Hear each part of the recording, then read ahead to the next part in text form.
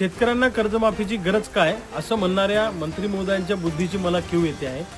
एक तर 3-4 वर्षांमध्ये सोयाबीनला कापसाला भाव न मिळाल्यामुळे शेतकरी सगळ्या बाजूने अडचणीत सापडलेला आहे आणि आमच्यावर जे काही शेतकऱ्यांवर कर्ज झालेलं आहे सरकारच्या चुकीच्या धोरणामुळे झालेलं आहे। त्यामुळे आमचं कर्ज फेडण्याची जबाबदारी ही सरकारची आहे। एक तर तुम्ही शेतमालाला भाव देणार नाही आणि दुसऱ्या बाजूला आमच्यावर झालेलं कर्ज फेडायच्या ऐवजी किंवा कर्जमुक्तीचं आश्वासन पाळण्याच्या ऐवजी तुम्ही आमच्या जखमीवर मीठ चोळायचं काम करताय, हे कदापि खपून घेतल्या जाणार नाही।